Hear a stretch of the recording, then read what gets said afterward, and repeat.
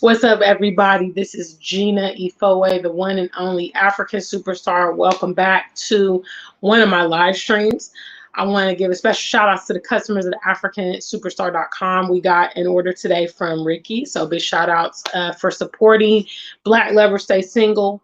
It's a lifestyle, so I appreciate your order, and please let me know how it works out for you when you receive your merchandise. Also, want to give a big shout outs to all my moderators, all of my many viewers. Thank you for finding me on the new platform. Please make sure when you come into the room that you are on code. All right, so please hit the likes. Make sure you say something in the chat room if you want to be greeted. I'm going to wait for a few of you guys to funnel in here. Now we're going to have a commercial from our sponsors. Please stay tuned.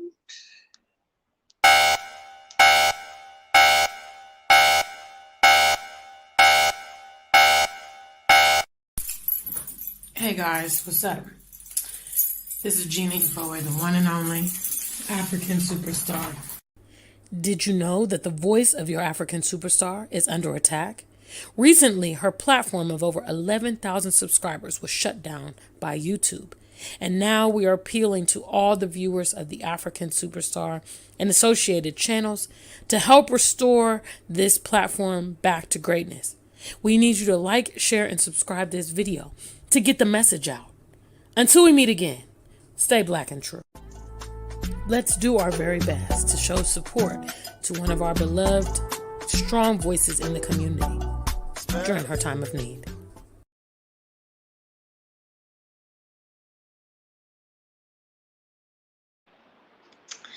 All right, guys, thank you for sitting tight during that commercial from our sponsors. What's up? What's up? What's up? What's up? I'm going to talk about this topic because obviously the topic of women from the diaspora coming to the continent is a hot topic. I've been featured on a few of my friends' platforms in the last couple weeks talking about different topics relative to it. And I want to directly address the ladies with this one and tell them that they must be strategic to win on the continent. So big shout outs. I see several of you here. Shout outs to Michael. He's the first in the chat room. Big shout outs to Afro Millennial Mama. Big shout outs to her representing our mission statement, which is SMP, stands for Strategy, Maturity, and Patience. What's up? What's up? What's up?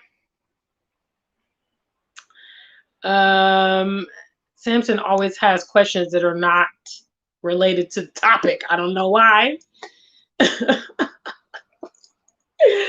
Woo! Okay. All right, guys. And I see several of you others here. So let's make sure we keep the like count up. Anybody with a ranch, please make sure that you are on code and keeping me updated. We will open up the call lines. Also, let me know, is the audio good? Is the visuals good? Let me hear from you guys before I get started on my point, because I know there was a little bit of technical difficulties with my last live stream. What's up, Tony? I see you there. Is the audio good, guys? Let me know. Somebody let me know. Is the audio good? The visual good? Speak now or forever hold your peace. Waiting for the African Superstar family. Let me hear from one of you guys. What's up? Did y'all miss me? I know it's been a couple days. My life here in Ghana, it'd be like that. I see you guys like a lot of the videos I posted up yesterday. I posted up several. So if you haven't seen them, please check them out. Basically, one of the main reasons I moved to Ghana, and a few other videos. Okay? All right, good. Thank you guys for letting me know. Today we're going to talk about Black women need to be strategic to win in Africa. It's no secret that the dynamic between Black women and Black men is really, really strained in the West. Okay? I often tell you guys, we don't have to look that far to see it. It's even available for us to see here on YouTube, on Facebook. You see random, Black men and women going at each other's neck like enemies, And one thing that we don't really want to do is begin to sow that discord here on the continent. You see, because in as much there are problems here in Africa, the family structure is still a very, prominent thing in the community. The community structure is definitely more prominent. That's something, as a member from the diaspora, we just need to go ahead and be real about it, okay? Because there's some people that are very delusional about the state of the Black diaspora in the West, okay? And we got to be very real about the fact that there is an advantage in regards to family and community here. But what I want to advise you ladies that are coming here from the West is you got to be strategic if you want to win. You cannot come here with the Western mentality. And if you've been having failures in relationships and interactions in the West, you're going to need to do some tweaking. Okay. Before I get back onto this topic. What's up, Ingrid? I see you there. What's up, Ashley? Good to see you. How are you doing, sweetie? What's up? Skin Deep is with us. Miss 702 is back. Miss 702, I haven't actually, I'm going to do some videos for this channel. I had a lot of them previously prepared, but I really have to promote you when you're coming to the continent to establish streams of income. It's no secret that there are many people here, many qualified African, professionals that are already in a very saturated job market. And when you come here seeking, a traditional job, you are going to go into competition with them. Realistically, you may not have as many connections. You may not know the language. You may not have advantages, compared to maybe your African counterparts. So what many of us that have moved here will advise you to do is set up streams of income. That is how I manage myself here on the continent. I don't work a job. I operate my website, theafricansuperstar.com, and I also was gaining income from my YouTube platform, as well as I established savings, quite hefty savings before I came here, and things like that to help me navigate. Now, I am in the process of establishing physical businesses here in Ghana, because in as much you can do things online, there's a lot of needs that are right here that you can go ahead and capitalize on, and that you can go ahead and take part of the development in the nations here on the continent. So, if you want to just go for a traditional job, you will need to do your legwork. I can't really tell you much about that because I'm not in the working, environment. But I do know one thing is everything here on the continent is socially inclined. You got to have connections. You got to know people. Simply maybe going into a place that says they're hiring and you put in your CV and you put in your resume, it may not go anywhere. Unless you have some kind of, folks advocating on your behalf and that kind of thing. So yeah, that's what it is. The one advantage, that many diasporans are going to have here on the continent is that we have the benefit of the currency exchange. All right. Which means if you're able to capture even, maybe a few $100s from Europe or America, maybe you get Social Security, maybe you get maybe you're a veteran, maybe you're able to set up some kind of online business, or you're getting dividends from stocks, or there's a myriad of things that you can establish, a gradual kind of income. That goes a lot further here than it would in America. My monthly budget as a single person living the way that I do is between $500 and $700 a month. Okay. Now, if I was in the US, yeah, that's not going to carry me very far, but here, because of the currency exchange, it affords me quite a very comfortable lifestyle. And I was able to establish that on my streams of income consistently for over a year before moving here. So, it just requires you being very creative. If you can be creative, you can certainly live. We are very geared in the West to have the working lifestyle. I go to work, 9 to 5. I work the 12-hour shifts, and it consumes so much of our lifetime.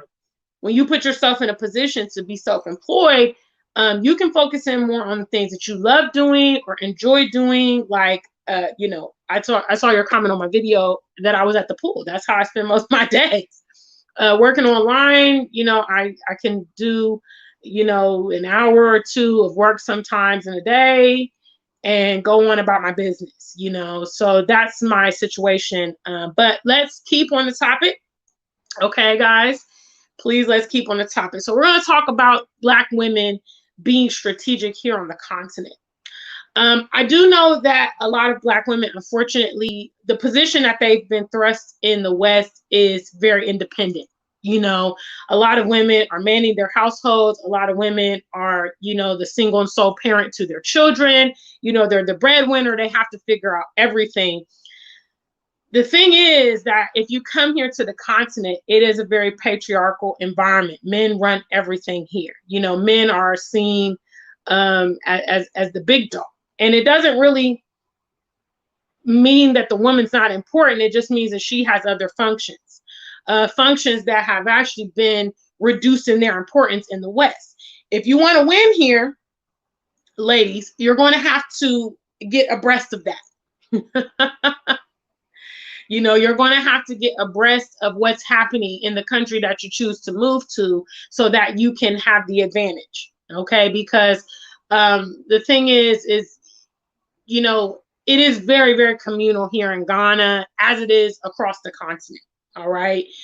If you can't figure out how to insert yourself in some way, then you're going to be an outlier. It's going to be difficult for you to acclimate to the environment because you're going to feel isolated, but that's a choice that you have to make when you're coming here.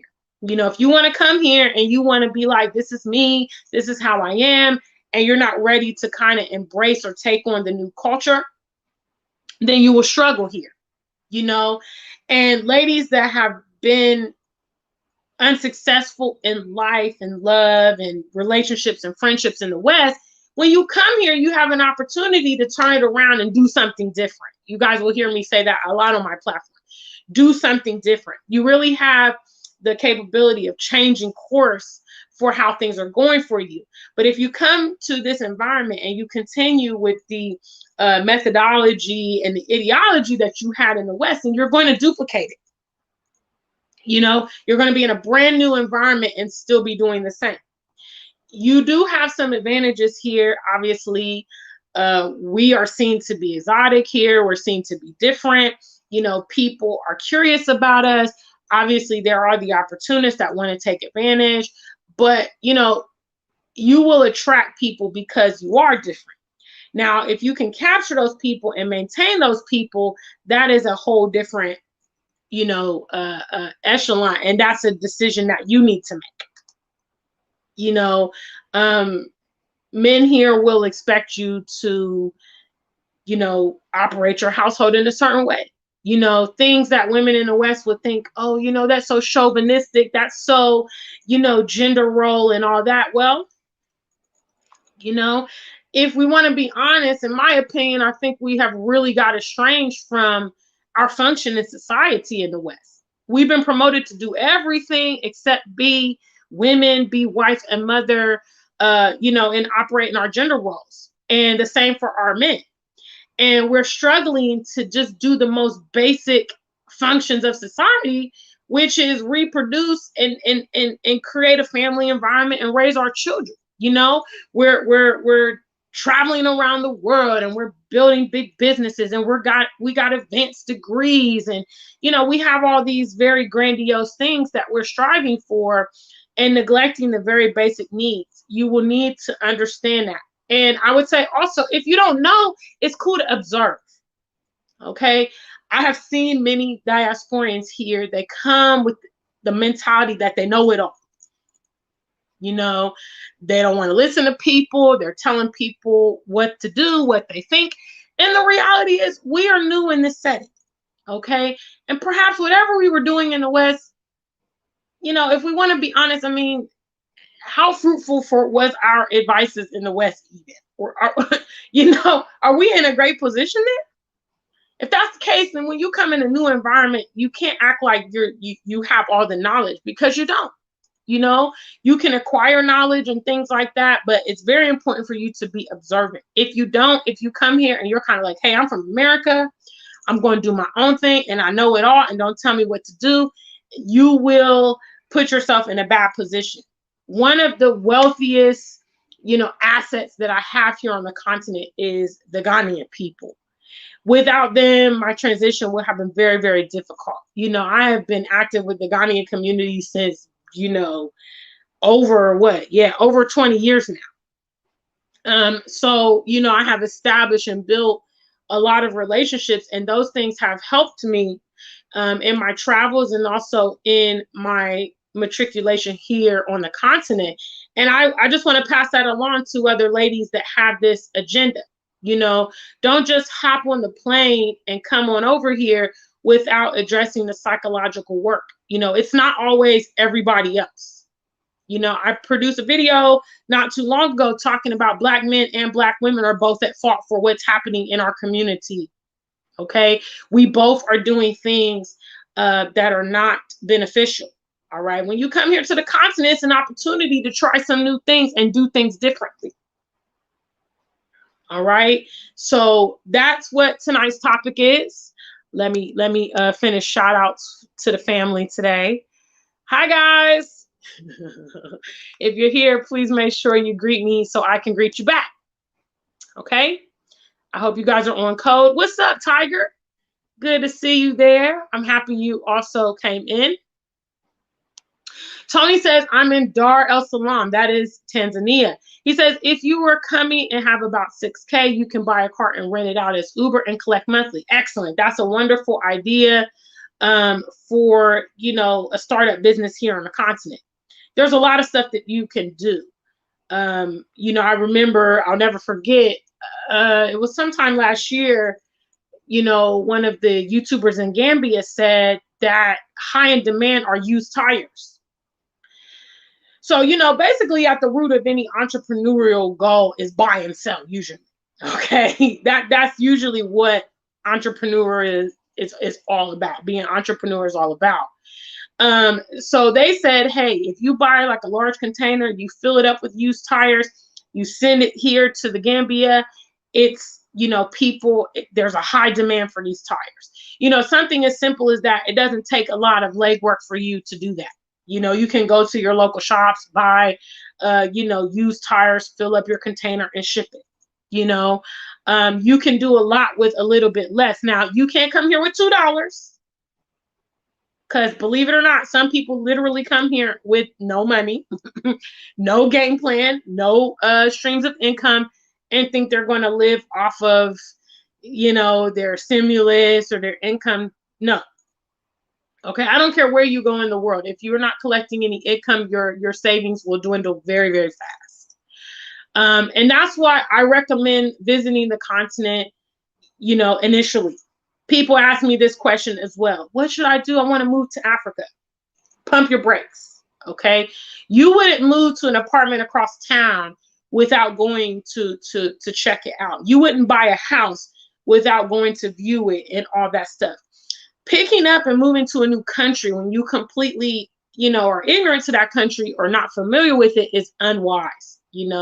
I have migrated twice in the last 4 years, and both times I migrated, I was frequenting the countries before I went. That helps you break down the culture, the culture shock. It helps you get acclimated, and maybe you meet people and establish friendships. I'm not saying you can't pick up and come. Definitely if you're a world traveler or you're nomadic and you feel like, yeah, I can handle it. But for some of you guys, it may be a massive culture shock to come here and deal with some of the everyday nuances. So if you want to know how to start, take a trip first. Take a trip first to a country that you're interested in. Do some online research. You guys have a massive tool of social media. You can type in right now, move to Ghana, and hundreds of videos are going to come up from your peers who have done it, that can give you advices, can show you visuals from the place and all kind of things. Do not just, romanticize it and do it Hollywood style and you go book your ticket and you come to Ghana tomorrow. Even me, I've traveled to many countries, but that is very ambitious. Start, right in the beginning and work your way through. Okay, so big shout out to Tony with his part, his suggestion. What's up, Marie? Hi, sweetie pie. Good to see you. Ingrid's telling y'all to be on code. Yeah, the light should be like around 20. So I hope they are there. Okay. What's up, Lady Visionary? What's up, sweetheart? Good to see you there. Well, Jessica, I mean, it depends. It depends on your circumstances. Everybody didn't really lose during COVID time. Actually, it was a phenomenal year for a lot of people, and a lot of people made money, and a lot of people really maximized the lockdowns and all that stuff. So depending on the situation you are in, it may or may not be good for you. I say if you work remotely and stuff like that, then yeah, absolutely. Head on over. It's better to get started sooner than later. There's no end in sight with this whole COVID thing and lockdowns and all of that. So, life is short. You need to maximize it. And like I said, if you want to move here, you got to start. Don't put the cart before the horse. Okay, I know it's exciting and everybody's like, yeah, bump America, bump this. I'm about to move back to Africa. Please prepare yourself. All right. Start with the trip. You might be watching your favorite YouTuber and think, oh yeah, I love Kenya, I love Ghana, I love Nigeria, and get there and be like, whoa, I don't really think this is a good fit for me. You won't know that until you visit, so don't be too, cavalier. Have some kind of plan, some kind of strategy. That's what we talk about every day on this platform. SMP, strategy, maturity, and patience. Okay? Big shout outs. Tiger's backing me up. She says, Black American women definitely have to tone down in Africa. Absolutely. Absolutely. The culture here is not going to be, that favorable of the same type of attitude that we have in the West. And like I said, a lot of us, you may be a victim of circumstance. So in the West, if you're not assertive, if you are not expressive or outspoken, you can get pushed to the back. People can take advantage of you. You have to be able to advocate on your own behalf. But here it's seen as very inappropriate at times, unladylike, very bossy. The way that some women interact with men in the West, just to be honest with y'all, if y'all came over here talking to these big old African men like that, they will slap you.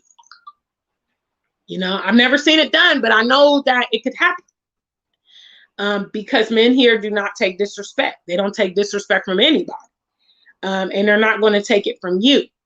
And another thing you don't want to do is create a divide between the diaspora and continental Africans. If people are coming here from the West and they're acting crazy, it makes those of us, the other members of the diaspora look bad. Because see, here they associate themselves by their country, by their tribe and stuff like that. They look at us as the same way. Oh, there's the Black Americans. Oh, there's the Jamaicans. Oh, there's the Nigerians. Oh, there's, they associate us by our country of, origin, even though obviously we have African descent. So that means when other people are coming in and they're acting crazy, that they're going to start looking at all of us like, oh yeah, look at that, look at how they do. We don't want to do that. That will ruin what we need to accomplish here. That will close doors for us, so we have to be, when you're in somebody else's house, and some of you guys be like, yeah, but we're all Africans, and it's true, but still. All right. When you're in somebody else's house, you're in someone else's country. All right. It's only customary that you extend, yourself to that person. That's how it's done in cultures around the world. The West has it twisted because we think everybody should do as we feel.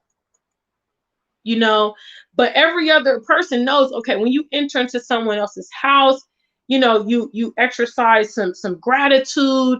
You're polite. You don't come in there like, hey, look, yeah, I'm supposed to be up in here. Let me do my thing. No, and we've got to be strategic about this. We are pioneering right now, and the way that we navigate this is going to affect the future of people also trying to do this process. So we've got to always be mindful of that. Very, very good point, Tiger. What's up? What's up? What's up? Ingrid says, if you have your financial house in order and you have a plan, now is the perfect time to move. Well, you know, I mean, and I think realistically, the majority of my viewers are over 30. Let's just be real, guys. There's never really a perfect time to do anything, especially in adult life. It's always, something that's coming up. Something is potentially threatening your plans, and always setbacks. If you're waiting for, a solar eclipse, and the planets to align, and you're waiting for a sign from heaven, you're never even going to be able to springboard your life, because there's always going to be things, and you're always going to be thinking, is this the right time? You just have to decide, you know what, I'm going to enact this thing, see how it works. If it works, so be it. If it doesn't, okay, I'm back to the drawing board. I'm going to refine it, but I can't rest at night until I try it. That's how I live my life. I'm going to roll the dice and see what happens and hope for the best. We say that a lot here in Ghana. We hope for the best. You just go forward and hope for the best. You plan well and hope for the best. So I agree with Ingrid. I think if you can get yourself together a bit, this is the time. This is the time. A lot of you guys, because of COVID, you're even working home, you're working remotely. They don't know that you're going to be in Ghana. They don't know you're in Rwanda or Kenya or South Africa working remote. Huh? Take advantage of that. And again, like I said, use the capital. If you can get capital from the West some kind of way, all right? And it's going to go far on the continent. Now, if you're smart, you're going to use that seed money that you're getting from the West, and you're going to try to get yourself established here on the continent with that money. Okay, don't just be here balling out and toasting up to the good life and living the rich life without trying to establish yourself. Okay, it's wise for you to operate some kind of physical business here, even if it's like I gave you suggestion, the used tires. So you're doing imports, you're doing exports. You're operating Uber cars or Bolt cars, you're doing an Airbnb here, you're doing something actually here on the ground that's going to earn you local currency, and you're also capturing. I mean, you can't lose with that. Also, if one of your streams gets affected, you still have money coming in. Okay. And like I said, in the West, we are groomed to, I'm doing this one job here. I got my full-time gig, and we put all the weight on that. And then, if something happens, we're in a bad situation. Here on the continent, people do many different things to earn money. Even people that are established, doctors, teachers, people have side hustles. They play music, they DJ, they do pictures, they do hair, they fix cars, they sell plantain, and they do this in conjunction with many different things, and they're hustling, and it's better that way. And I think it provides you independence as well, which is why the West doesn't promote us to be that way. They promote us to be dependent on employment via a job. Okay, that controls our time. That controls, our free time. Our freedom from work. That controls our freedom of speech. Because when you have to work for a certain company, you can't say this and you can't say that because they might be offended. When you're free, you can live how you want. So big shout outs. What's up? Lady Visionary says you guys are on code. Big shout outs. What's up, Jew? I see you there. Hi. All right. I'm just trying to get through these shout outs. I think you guys are on code. So we're going to open up the call lines in a moment. Okay.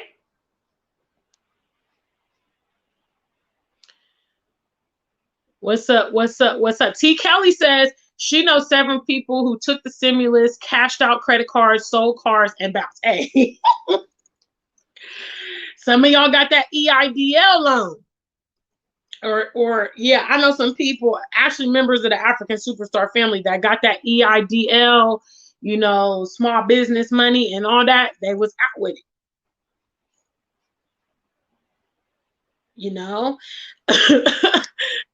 Where there's a way, will, there's a way. What's up, Wes William? Big shout outs. He says, I'm from Nigeria but live in Germany. Big shout outs. I see you there. Thank you for the well wishes, and we wish you well out there in Germany. Hope you can come home soon. All right. What's up, Shirley Ross? What's up, Antoinette? Hi, sweetie pie. Good to see you. Antoinette been doing her thing on Facebook, sharing these videos. I see you, Antoinette. I just got to give you that special shout out. What's up, Zoo and Shayna? I see you. All right. I think we about to open up the call lines, okay? Let me get one last like count. I think you guys are on code. If we at 20, we opening them up. All right. So this topic, actually, I'd like to hear from any other female African travelers. Okay. If we have, oh, this is excellent. Thank you guys. If we have any other female, migrants or diasporans or African travelers, I'd really love to hear from you, because obviously I come here and say these things to you all the time.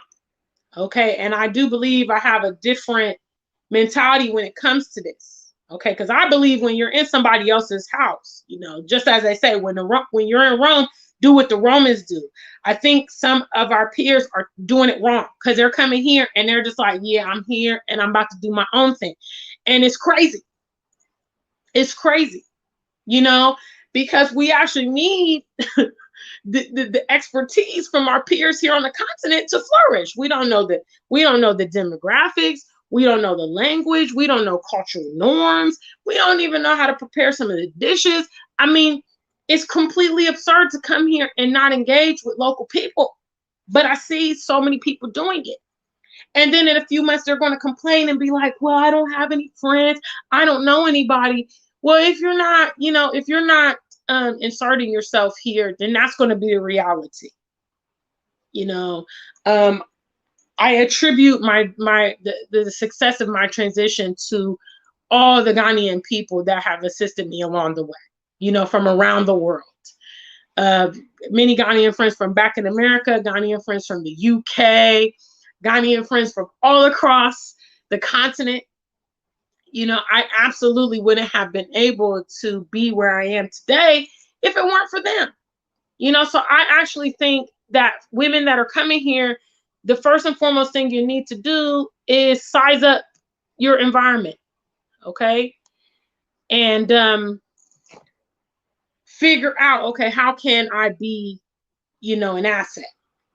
I'm going to prepare another video for you guys of things I did before moving to Ghana that helped me acclimate here, and basically what that meant was when I was still abroad, I was educating myself on many things that were happening with Ghanaian people. I was keeping up with, celebrity news. I was keeping up with politics.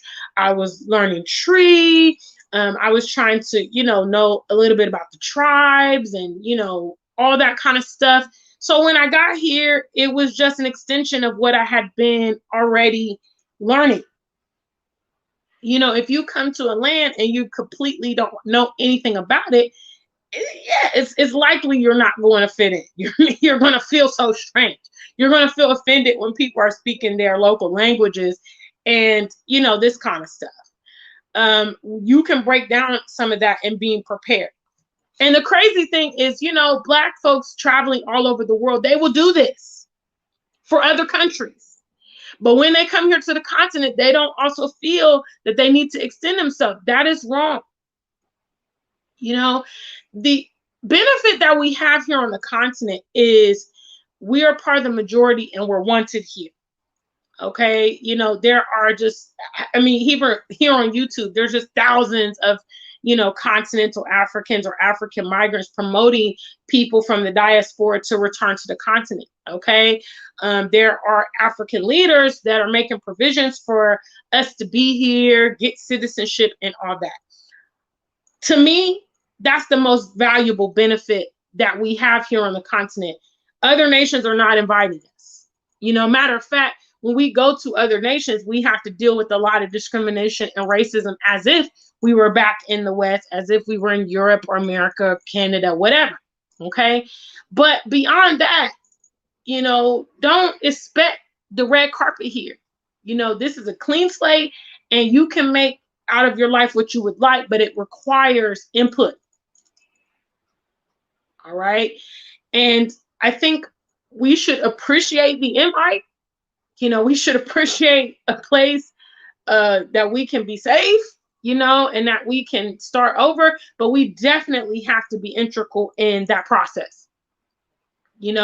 Because of the perception that we're coming from the West, people think we have it made. So they're expecting us to come here and do great things. They're not necessarily expecting us to come here and leech off of the system and be in dire straits like some people that are here. They expect us to come in and, be what they believe we are. People here on the continent have a very positive outlook of Blacks in America. They're like, wow, LeBron James, he's really big, he's famous, people make millions of dollars, they're big stars here. And we go into that category, so as a member of the diaspora, you should have some pride. Like, okay, they're expecting big things from me, and I need to deliver. I need to strive to be a historical person, coming here and making something happen. And I think a lot of you guys, maybe you have low self-esteem, or maybe you just haven't cultivated your confidence to know that you can be very effective. It doesn't take a rocket scientist to figure out something to do here on the continent. You have the fact that many nations are developing, so they need basic things. If you can figure out how to provide some of those basic things, then you can, ride the wave. You can try to maybe implement some of the conveniences you missed from the West. I know, for instance, I started coming to Ghana in 2016. When I first started coming, there was kind of like limited eateries, I'd say. I mean, most places were definitely going to be, local food and things like that. Now, 2021, there's Mexican places here, there's Indian places here, Chinese places here, Korean, there's all kind of different foods available now. And the reality is that just meant somebody came from outside and said, wow, there's no Mexican restaurant here. I like Mexican food, and probably other people like Mexican food, and maybe if the Ghanaians might like the Mexican food, and they've set up Mexican shops. So this kind of stuff is where you can implement. And sometimes you can just take the recipe from someone else who's winning and has done something profitable and duplicate it. Maybe you want to do a school, maybe you want to do a hair salon, maybe you want to do, sell shoes or whatever. Maybe you want to set up a nightclub, or, a multi-purpose building for weddings, or a church can rent from you, these kind of things. I compel you to kind of explore your creativity to find solutions, because I firmly believe where there's a will, there's a way. When I decided to come to the continent, honestly, I was an employee too, and I didn't know how I was going to do it. But I calculated, okay, if I can generate this much income consistently from my streams a month, plus my savings, I can live well in Ghana. So that's what I did. Came up with the AfricanSuperstar.com, created all the designs myself, built the website, began to market it, shot some fantastic commercials, the ones you guys like to see, and, started promoting my business, and that's, I honestly, growing up, I had no intention of ever being an entrepreneur. I actually thought it was going to be too much business, like too much work. Because I literally wanted a job I can do from 6 to 6, go to work, come home, and it's over. I don't want to be on call. I don't want to be responsible for the problems. But it's really as simple as be the boss or be the employee. There's nothing in between. All right.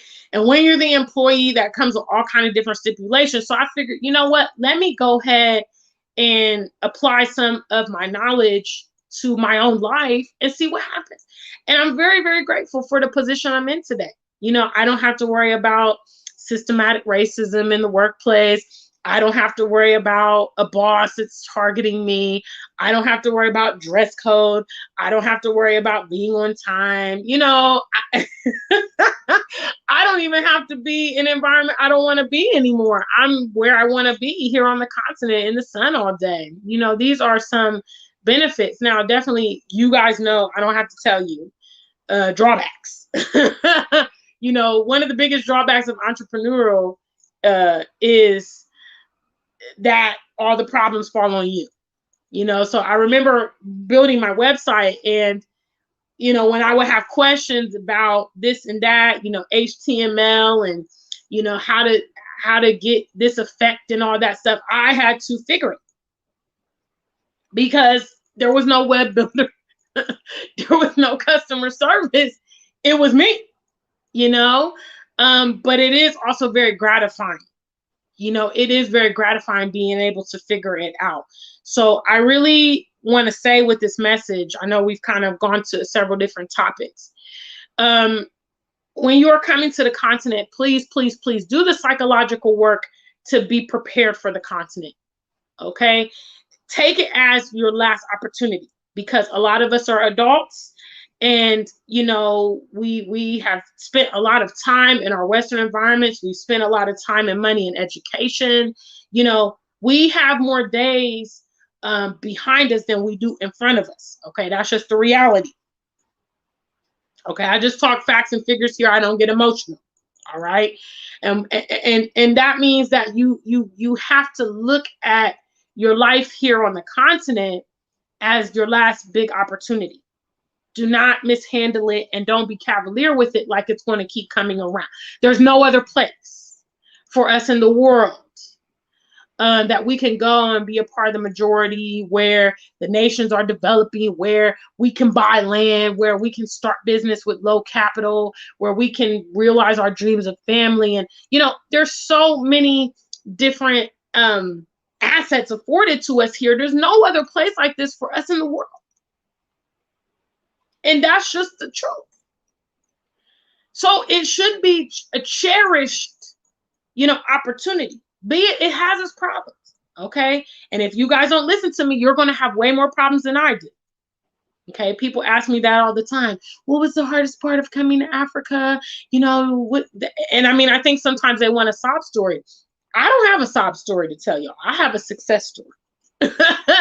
But it's because I exercise strategy, maturity, and patience. If I would have got emotional, you know, a few years ago and I was ill prepared and I just said, you know what, I'm tired of West. I'm about to quit my job, pick up, go to Ghana with $2, you know, see what happens. I probably would have had to go back and I probably wouldn't be able to sustain myself here, you know. But because I took my own advice and I'm providing you guys, what's up? Because it matters. I see you there. I have been successful in this transition, you know, and I think as a woman, come here, you know, and digress, you know, digress from your Western environment, digress from the way that you're perceived out there, you know, and all the things that you have to be and all that stuff. Sit back, watch the environment here, watch how people get along. You know, don't feel any kind of way if, you know, men are complimentary to you or they want to help you with your bags, you know, they want to be gentlemen. It's not because they think that you're incompetent. It's because that's the social norms here, you know, and I love it. You know, I love not having to be the alpha female here. I love it. I love that it doesn't even need to be said. I love it. You know, some of you other ladies might really struggle because you're just used to being independent and you don't want anybody doing anything for you. That will be a turnoff to men here on the continent. Doing things for you and exerting their masculinity makes them feel useful. Echo, what's up? You know, it makes them feel useful. All right.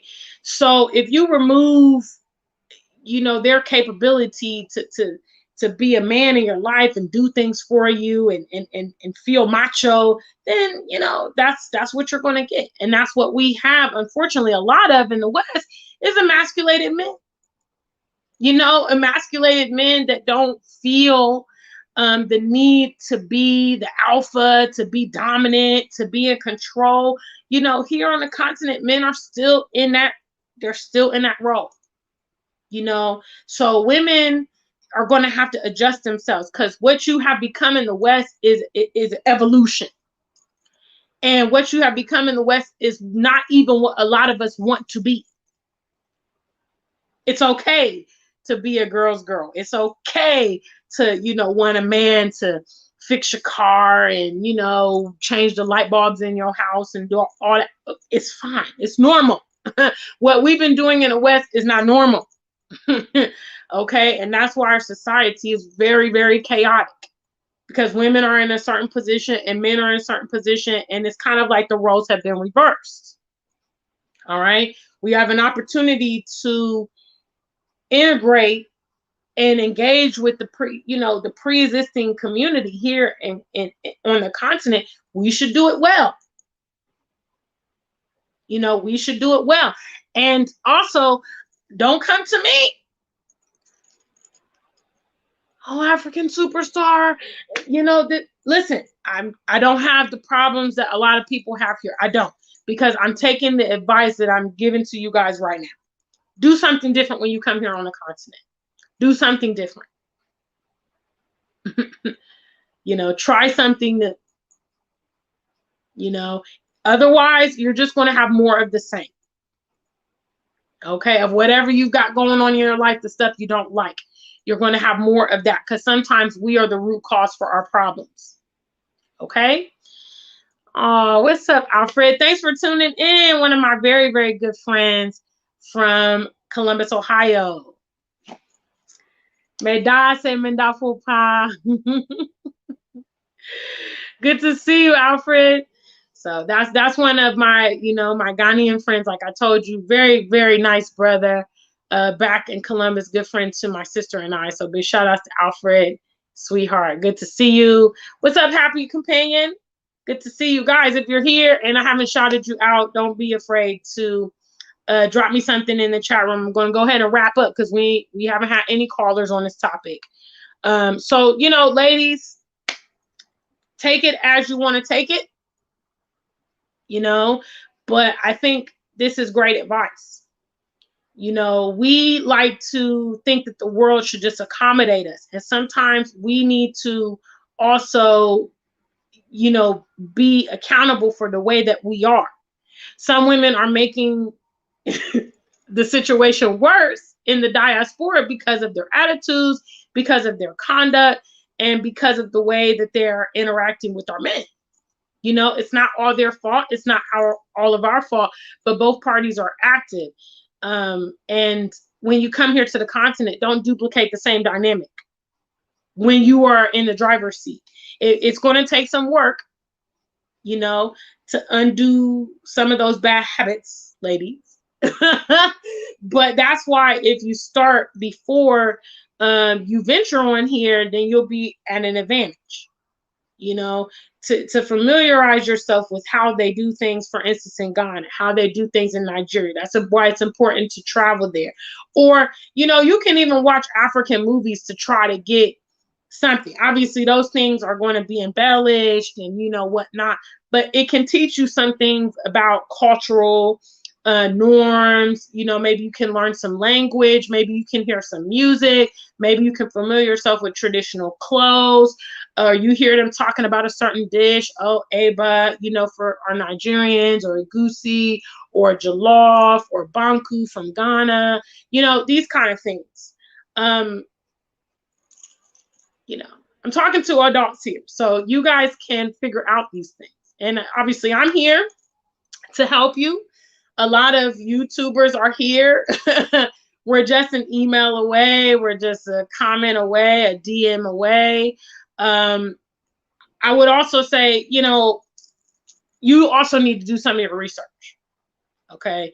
Don't be in my comments box with a 10-point question of all these things that you want to know about Ghana, you know, some things are very basic. Oh, do I need a visa to go there? Yeah. Okay, well, how do I do it? A simple Google search will teach you that. What's the capital of Ghana? You know, these kind of things. Big shout out to Sarah. See, I actually watched that series and I loved it. It was very good. Sarah says, an African city was very helpful to me. So that was like a series. I think it was set here in Ghana, and it was, you know, young professionals and different things like that. This is how you can get a glimpse of the world that you're heading to. You know, if you're heading out to East Africa, you know, you can, you know, maybe teach yourself some Swahili, you know, or again, learn the music, learn the local foods. You know, obviously watch YouTubers, watch maybe a television show, you know, something local that you can get a vision of where you're going. You know, these are exact things that I did. Way before I even set foot in Ghana, I was in Ghana, in the Ghanaian world, you know. And I've always gotten a lot of love from the Ghanaian community, you know, namely my community back in Columbus, Ohio. You know, they were the first window to the continent. And even as I began to travel here, a lot of them linked me up with family, you know, gave me this information, gave me that. I mean, I can still text friends, hey, I'm, you know, even now I'm here in Ghana. I was talking to a friend earlier today in the UK.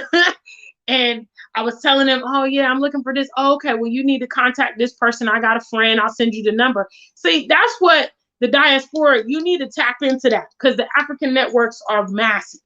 They are worldwide. Okay. You need to tap into that. Trust me. They got friends that can do everything. Everything. And when you're doing things, you really do want to deal with someone who's verified. Okay. If you go on Facebook, you see somebody advertising a service or business, you don't know that person, you don't know anybody who's worked with them, it's very risky. Okay, you see somebody selling land or whatever, don't go that route. Okay, if you're in America and you don't know when you're going to be able to travel, you're in the UK and you don't know when you're going to be able to travel, begin to find local people in your area. You know, make friends with the African at your job or your gym. You know, they're very friendly if you extend yourself to them. So these are ways to begin to acclimate yourself. That way, when you come here, it's not going to be a culture shock.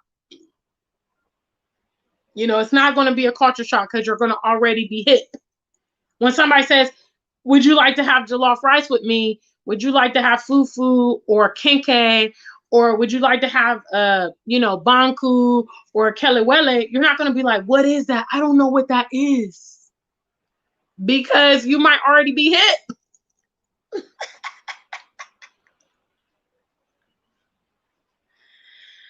This is true. I wouldn't be surprised because there's a big tie, obviously, between Jamaica and Ghana. As you guys, well, some of you guys might not know. Okay, I'm gonna give y'all a little tidbit. Okay, y'all see that little black star that's in the middle of the Ghanaian flag? Well, that is dedicated to Marcus Garvey, who is the Jamaican, you know, very famous Jamaican brother who prompted the diaspora to return to Africa. And so as an honor, they put their black star, which had to do with his Black Star Line, which was his shipping company back in the 1920s. All right. So they actually have a large Rastafarian community here, and Jamaicans are loved here. I know there was like a little shakeup a couple weeks ago with a Rastafarian at the school and his hair and all that. But apart from that, there are a lot of Jamaicans here, and there's a huge tie. So yes, you're correct, Internet. I am aware. I was so hyped when I learned about that the Black Star was a dedication to Marcus Garvey. So that just goes to show, you know, our people have been promoting this unity for a long time. They've been promoting this for a long time, but we haven't really mastered it, you know, and I don't really think that we're going to move forward successfully until we can get some level of it. And members of the diaspora that are coming here with the right mindset, we can be integral and, you know, bridging the diaspora back to the continental Africa. you know, and obviously a lot of them here, they're not Pan-African, they're not even aware of the outside world. And that's where we come in, you know. So those of you coming here to the continent, be mindful, you know, take this very seriously. All right. Exercise SMP. I'm telling you, it will help you. If you want to come here and have more transition like me, then those that are failing, hear what I'm telling you. Hear what I'm telling you, and most importantly, apply it, and you will see the results. Big shout out to the African Superstar family. You guys have been wonderful today, although you didn't call in, and this was a call-in show. But it's okay. I think the African Superstar family just be missing me like that. I don't know.